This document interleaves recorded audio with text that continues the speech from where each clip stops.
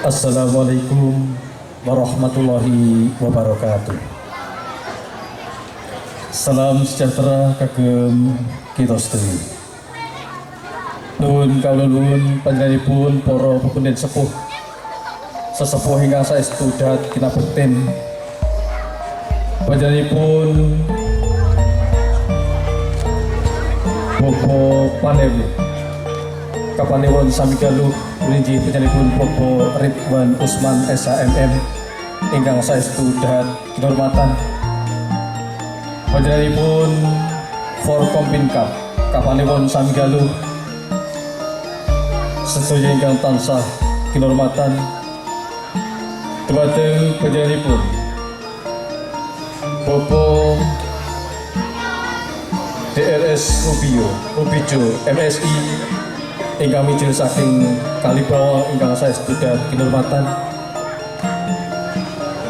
Dumateng para lurah utawi wakil saking kalurahan sedaya ingkang tansah kinurmatan.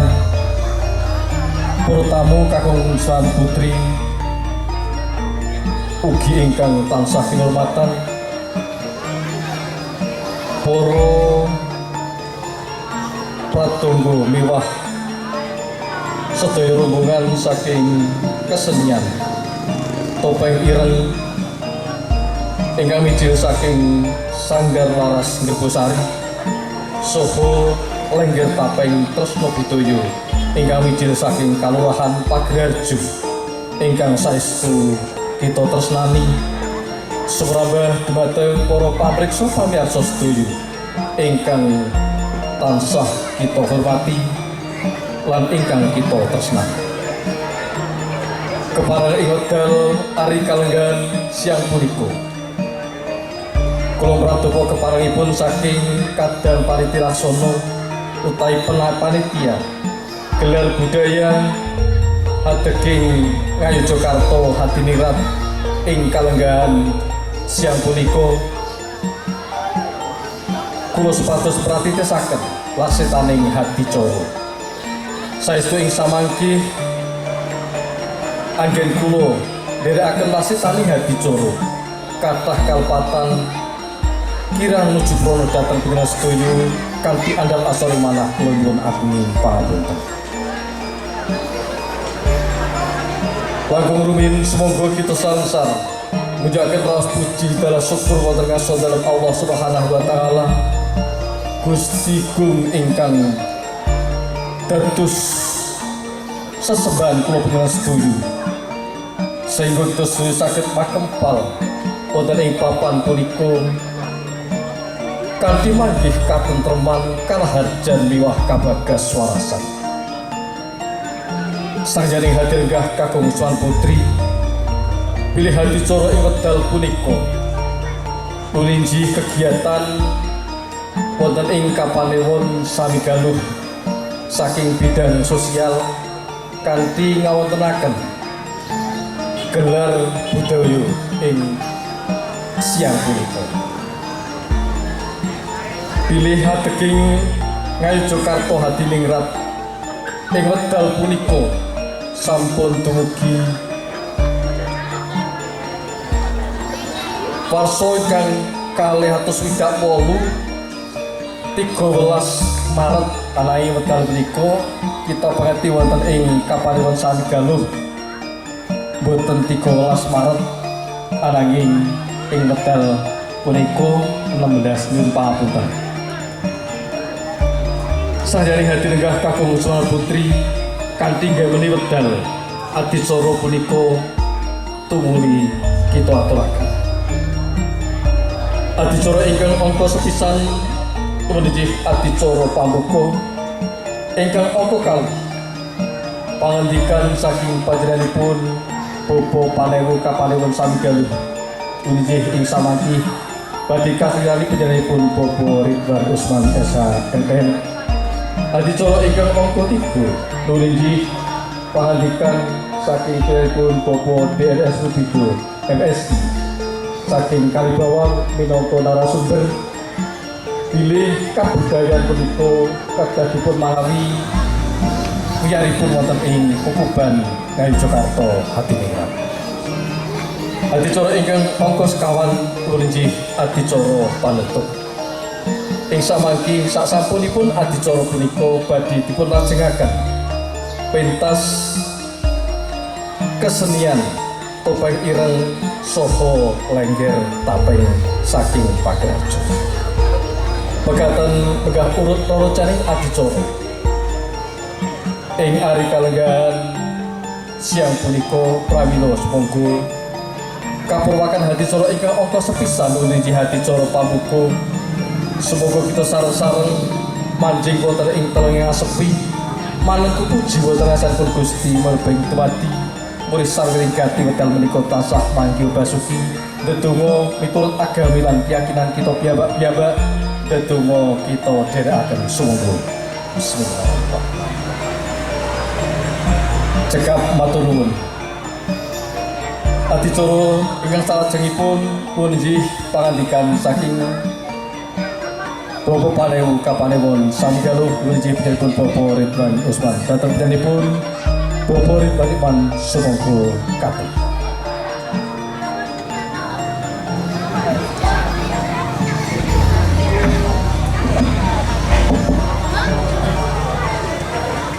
Assalamualaikum warahmatullahi wabarakatuh. Alhamdulillah wa syukurillah la haula wa la quwata illa billah. Rabbi shrahli sadri wa yassirli amri wa hlul 'uqdatam min lisani yafqahu qawli amma ba'du. Yang kami hormati Bapak Kapolsek atau yang wakili, yang kami hormati Bapak Danramil atau yang mewakili, yang kami hormati Bapak Dr. Andes Rubijo, yang kami hormati Kepala KUA, Kepala Puskesmas 1, Puskesmas 2, Bapak-Bapak Lurah, Bapak Ibu tokoh masyarakat dan tokoh agama, serta warga masyarakat Kapanewon Samigaluh yang kami banggakan. Pertama-tama marilah kita panjatkan puji syukur kehadirat Allah Tuhan Yang Maha Esa atas segala rahmat dan nikmatnya yang selalu diberikan kepada kita. Selanjutnya perkenankan kami matur kehadapan Bapak Ibu semua dan warga masyarakat bahwa pada siang hari ini kita patut bersyukur bersama-sama dapat menyelenggarakan kegiatan peringatan berdirinya Kraton Ngayogyakarta Hadiningrat, di mana Kraton Ngayogyakarta Hadiningrat ini yang sekarang lebih kita kenal sebagai Daerah Istimewa Yogyakarta, dahulunya adalah bagian dari Kerajaan Islam Mataram yang sampai saat ini masih berada, dan ketika negara kita berdiri, Kraton Ngayogyakarta ini masih tetap berdiri, diakui oleh Belanda, kemudian mendukung kemerdekaan Indonesia serta bahkan menyatakan bagian dari NKRI, sehingga Yogyakarta diberikan label atau kedudukan yang istimewa. Nah, tidak hanya sebatas itu Bapak Ibu warga masyarakat, Bapak Ibu tokoh masyarakat, akan tetapi keberadaan Yogyakarta sudah diakui dengan Undang-Undang Istimewa, Undang-Undang Nomor 13 tahun 2012 dan salah satu pilarnya adalah kebudayaan. Untuk itu dalam rangka memperingati hari lahirnya Yogyakarta pada siang hari ini, kita bersama-sama akan menyaksikan gelar budaya di Kapanewon ini. Kami wiyaripun wonten ing Kukuban Ngayogyakarta Hadiningrat. Adicara ingkang angka sekawan inggih adicara panutup. Ing samangki sasampunipun adicara punika badhe dipun lajengaken pentas kesenian topeng ireng saha lengger tapeng saking Pagrajo. Mekaten megah urut rorocaning adicara. Ing ari kalenggan siang punika pramila sumangga kapurwakan hadicara ingkang angka sepisan nuju hadicara pambuka. Semoga kita sareng-sareng manjing wonten ing telenging sepi manengku puji wonten asanipun Gusti merbing tumati murid sareng gati wedal menika tasah manggi basuki ndedonga miturut agami lan keyakinan kita piyambak-piyambak ndedonga kita dherekaken sumangga. Bismillahirrahmanirrahim. Cekap matur nuwun. Adicara ingkang salajengipun pun inggih pangandikan saking Bapak Panewu Kapanewon sami galuh inggih panjenenganipun Bapak Ridwan Usman dhateng panjenenganipun Bapak Ridwan Iman sumangga katut.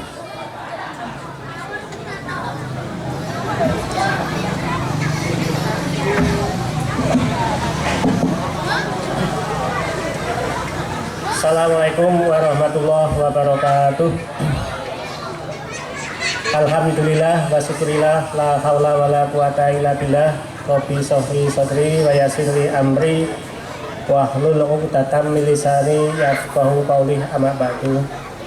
Yang kami hormati Bapak Kapolsek atau yang wakili, yang kami hormati Bapak Danramil atau yang mewakili, yang kami hormati Bapak Dr. Andis Mudijo, yang kami hormati Kepala KUA, Kepala Puskesmas 1, Puskesmas 2, Bapak-Bapak Lurah, Bapak Ibu tokoh masyarakat dan tokoh agama, serta warga masyarakat Kapanewon Sami Galuh yang kami banggakan.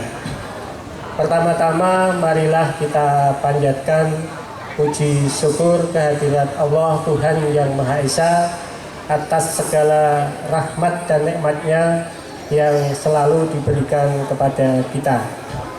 Selanjutnya perkenankan kami matur ke hadapan Bapak Ibu semua dan warga masyarakat bahwa pada siang hari ini kita patut bersyukur bersama-sama dapat menyelenggarakan kegiatan peringatan berdirinya Kraton Ngayogyakarta Hadiningrat, di mana Kraton Ngayogyakarta Hadiningrat ini yang sekarang lebih kita kenal sebagai Daerah Istimewa Yogyakarta, dahulunya adalah bagian dari Kerajaan Islam Mataram yang sampai saat ini masih berada. Dan ketika negara kita berdiri, Kraton Ngayogyakarta ini masih tetap berdiri, diakui oleh Belanda, kemudian mendukung kemerdekaan Indonesia, serta bahkan menyatakan bagian dari NKRI, sehingga Yogyakarta diberikan label atau kedudukan yang istimewa. Nah, tidak hanya sebatas itu Bapak Ibu warga masyarakat, Bapak Ibu tokoh masyarakat, akan tetapi keberadaan Yogyakarta sudah diakui dengan Undang-Undang Istimewa, Undang-Undang Nomor 13 tahun 2012, dan salah satu pilarnya adalah kebudayaan. Untuk itu dalam rangka memperingati hari lahirnya Yogyakarta pada siang hari ini, kita bersama-sama akan menyaksikan gelar budaya di Kapanewon ini.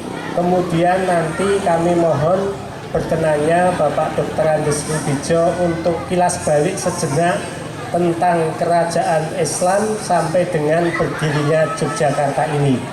Kemudian Yogyakarta ini banyak labelnya, salah satunya adalah kota pelajar, kota budaya yang penuh dengan tata nilai. Jadi harapan kami dari penyelenggara selain memperingati, satu sisi kita akan belajar tata nilai juga, satu sisi juga akan menampilkan budaya yang ada di Kapanewon Samigaluh ini. Kami wiyaripun wonten ing Kukuban Ngayogyakarta Hadiningrat. Adicara ingkang angka sekawan ulinjih adicara panutup. Ing samangki saksampunipun adicara punika badhe dipun lajengaken pentas kesenian topeng ireng saha lengger tapeng saking Pagrajo. Mekaten megah urut rerocaning adicara. Ing ari kalenggan siang punika pramila sumangga kapurwakan hadicara ingkang angka sepisan uninji hadicara pambuka. Semoga kita sareng-sareng manjing wonten ing telenging sepi manengku puji wonten ngasanipun Gusti merbing tumati murid sareng gati wedal menika tasah manggi basuki ndedonga miturut agami lan keyakinan kita piyambak-piyambak ndedonga kita dherekaken sumangga. Bismillahirrahmanirrahim. Cekap matur nuwun. Adicara ingkang salajengipun punjih pangandikan saking Bapak Panewu Kapanewon Samigaluh punjih panjenenganipun Bapak Ridwan Usman dhateng panjenenganipun Bapak Ridwan Iman sumangga katut.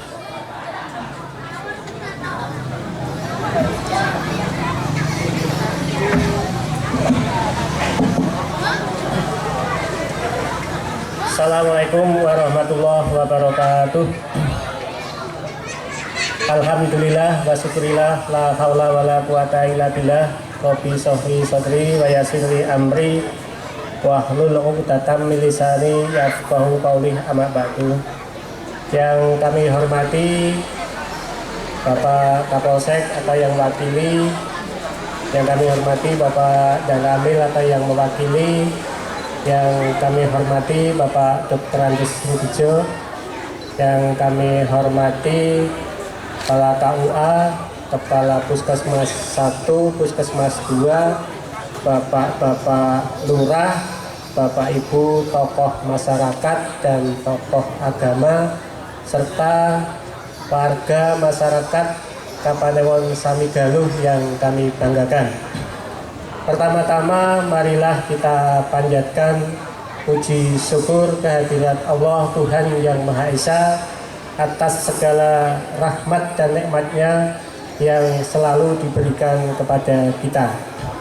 Selanjutnya perkenankan kami matur kehadapan Bapak Ibu semua dan warga masyarakat bahwa pada siang hari ini kita patut bersyukur bersama-sama dapat menyelenggarakan kegiatan peringatan berdirinya Kraton Ngayogyakarta Hadiningrat, di mana Kraton Ngayogyakarta Hadiningrat ini yang sekarang lebih kita kenal sebagai Daerah Istimewa Yogyakarta, dahulunya adalah bagian dari Kerajaan Islam Mataram yang sampai saat ini masih berada, dan ketika negara kita berdiri, Kraton Ngayogyakarta ini masih tetap berdiri, diakui oleh Belanda, kemudian mendukung kemerdekaan Indonesia serta bahkan menyatakan bagian dari NKRI, sehingga Yogyakarta diberikan label atau kedudukan yang istimewa. Nah, tidak hanya sebatas itu Bapak Ibu warga masyarakat, Bapak Ibu tokoh masyarakat, akan tetapi keberadaan Yogyakarta sudah diakui dengan Undang-Undang Istimewa Undang-Undang Nomor 13 tahun 2012, dan salah satu pilarnya adalah kebudayaan. Untuk itu, dalam rangka memperingati hari lahirnya Yogyakarta pada siang hari ini, kita bersama-sama akan menyaksikan gelar budaya di Kapanewon ini. Kemudian nanti kami mohon berkenannya Bapak Dr. Andes Rudijo untuk kilas balik sejenak tentang kerajaan Islam sampai dengan berdirinya Yogyakarta ini. Kemudian Yogyakarta ini banyak labelnya, salah satunya adalah kota pelajar, kota budaya yang penuh dengan tata nilai.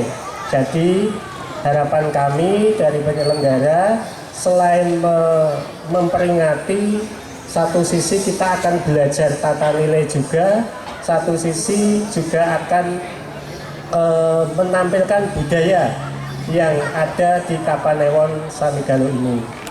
Matur nuwun. Adicara salajengipun ulinjih adicara panutup. Saestu ing nggih kita nderekaken pasitaning adicara ing ari kalenggan siang punika estu kathah kalpatan kanthi andhap asori manah kula tansah nyuwun ageng papunten pramila sumangga kita sareng-sareng adicara punika kita tutup kanthi wasam hamdalah sareng-sareng. Alhamdulillahirabbil alamin. Sajane para tamu, para pamirsa pamarja pamirsa sedaya, adicara salajengipun kita aturaken dhateng kesenian Topeng Ireng Eka Wira saking Sanggar Laras Gerbosari ingkang ing samangkih badhe kalajengaken kesenian Lengger Tapeng Tresna Budaya ingkang mijil saking Kalurahan Pagerajo. Ing wekdal menika ingkang badhe pentas langkung rumiyin saking kesenian Topeng Ireng Eka Wira saking Sanggar Laras Gerbosari ingkang dipun pandegani panjenenganipun Ibu Puji Lestari Handayaningsih minangka koordinator budaya Kapanewon Samigaluh. Datang rombongan kesenian Topeng Ireng wedal kita aturaken dhateng para pamriksa pamirsa sedaya sugeng hamirsani. Nuwun matur nuwun.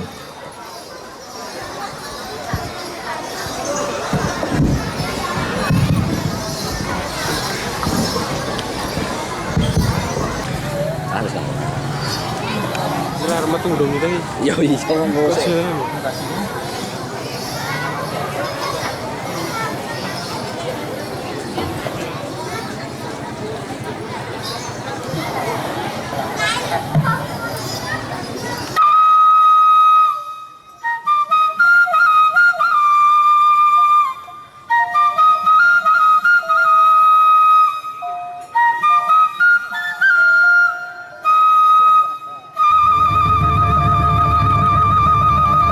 Ke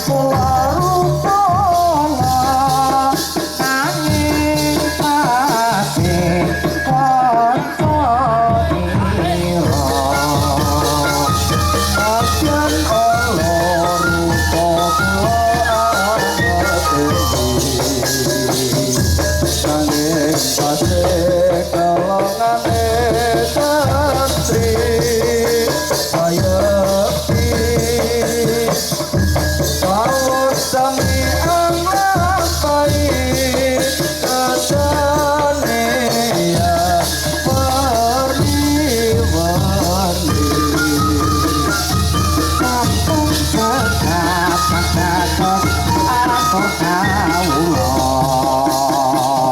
mugi samya sekesak kolem kaira sedaya sinambi meksa kawula kang rupane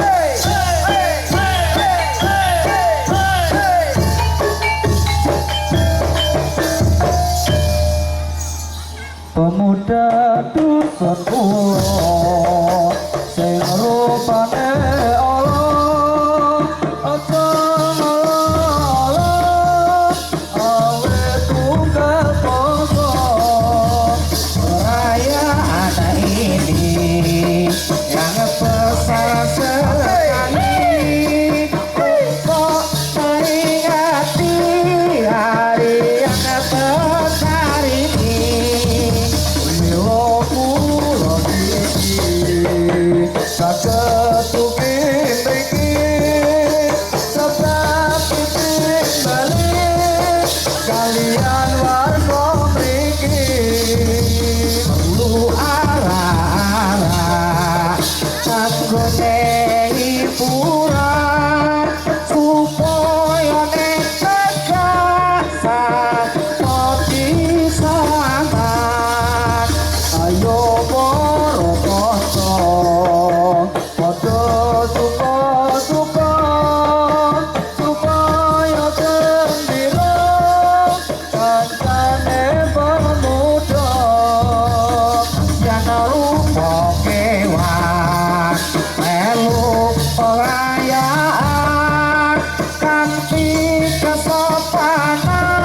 lan opakan milo para ramu kapung toho putih bersamretani rupa amadeni asosan penegakan lagu kula memenawi lapan nyuwun bumi pangan semua.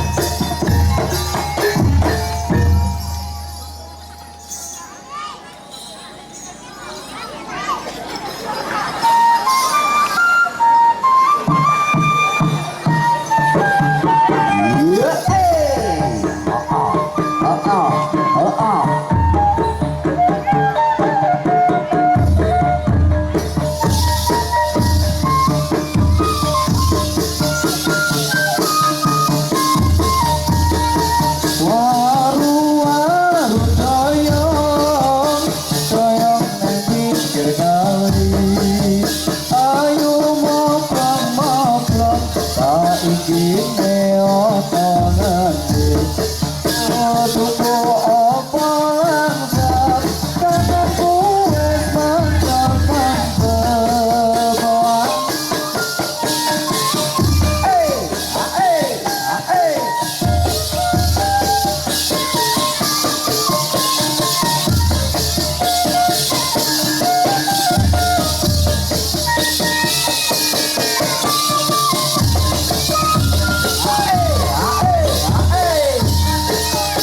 Waru-waru toyo ning pinggir kali ayu pinco penang larang ngepeni penang lawe poso apa yen rakoe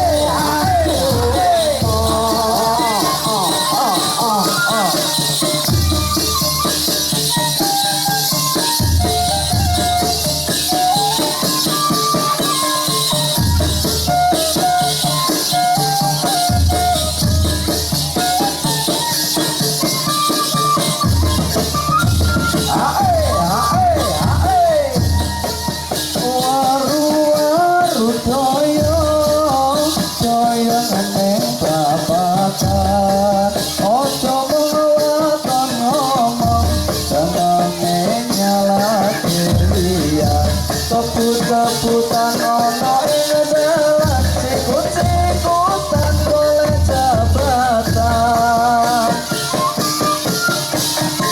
Ae, ae, ae.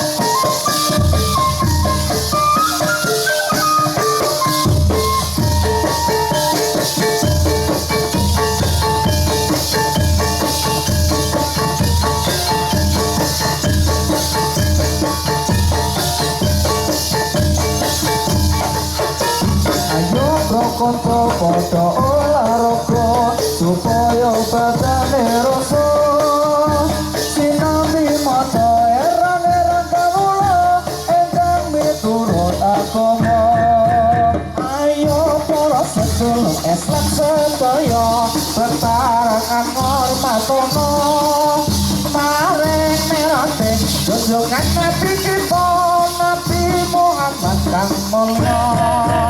Ayo pro kaum muslimin muslimat sarta pemuda batayan padha kiyato anggone menghormati marang mi'raj Nabi Muhammad. Ayo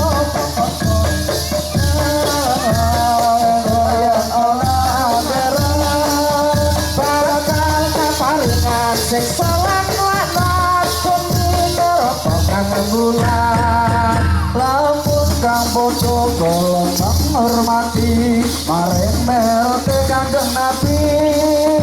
Besok yang kita tumata empati diganjar suwarga kang ekstrim. Bapak Nabi kaita loyal Islam ikut kowe pangeran. Gusti Allah Islam ikutin lakoni tenan. Milo ayo padha seduluran netepana ing kewajiban.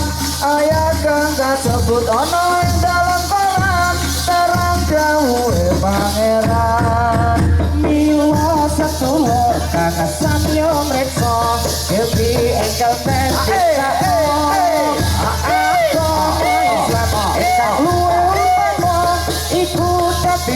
lagi banyak.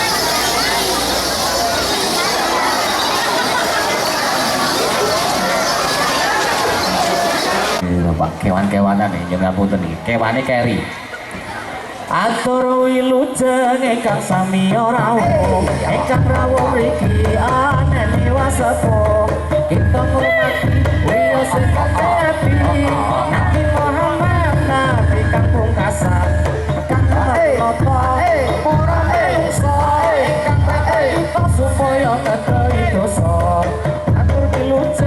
ingkang sami ora ingkang rawuh mriki anene wasepo kita hormati iyo sing Kanjeng Nabi Nabi Muhammad Nabi Kasan ingkang maranata para manungsa ingkang perintah kita kaya perintah dosa kita hormati lan percaya kami diri marilah mengatur barisan kita segala pemuda Islam Indonesia kita pemuda Islam Indonesia ingatlah kepada kewajiban kita mari kita bersama-sama menjunjung agama Islam yang termulia dengan sungguh kita mencari ilmunya supaya kita unggul derajatnya mari kita bersama-sama tinggi agama yang termulia padha upaya kanggo melani agama Islam mulya akhirat sapa saking negara amin amin ya Allah rabbal alamin amin ya Allah rabbal alamin amin ya Allah rabbal alamin amin ya Allah nyuwun ngapura.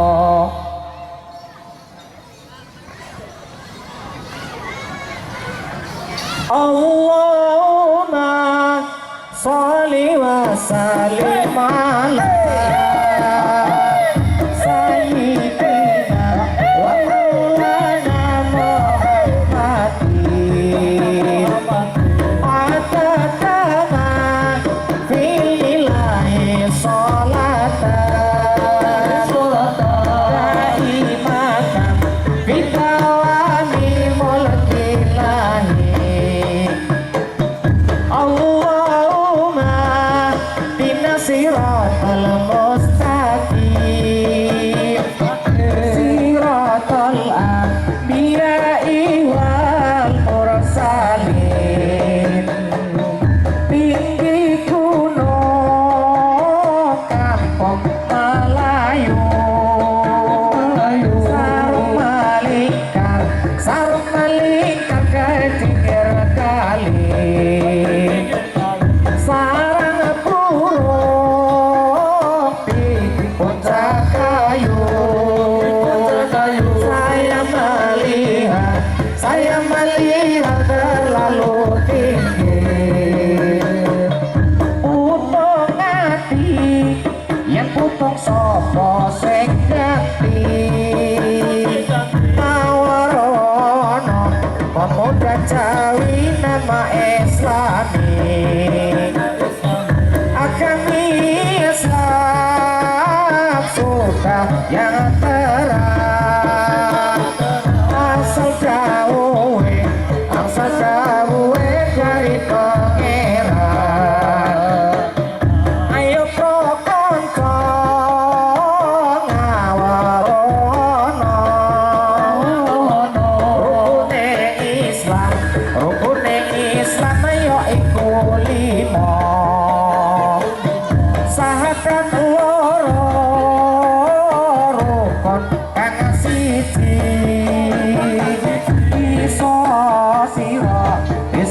sira kelawan ngaji kaping pindhone oni salat kaping talune bayar zakat dia membela agamanya Islam agamanya kuat dan negeriku saling sayyidina wa maulana Muhammadin adama billahi sholatan daimatan bidawami mulkilahi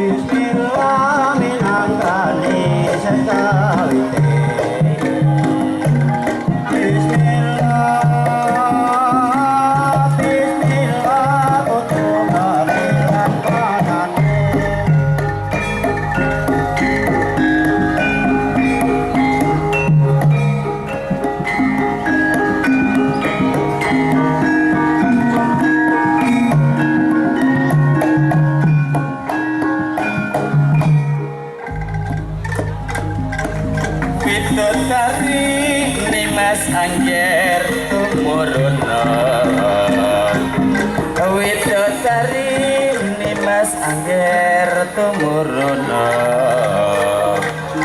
suwe-suwe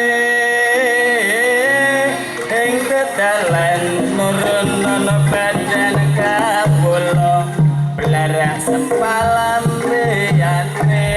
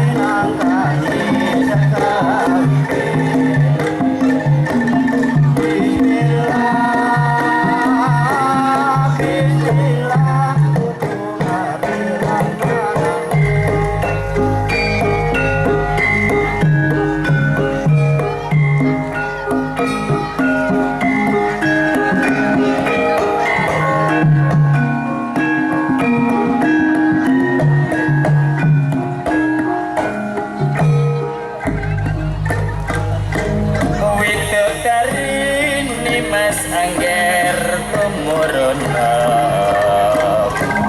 Widodari Mas Angger tumuruna suwe-suwe ing tedalan nuruna badan kawula lara sempalan beyane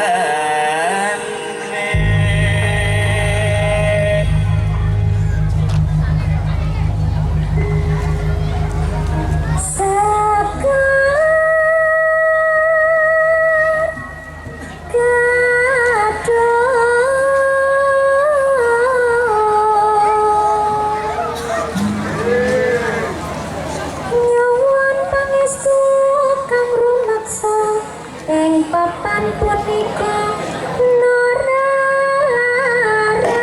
kadung mayang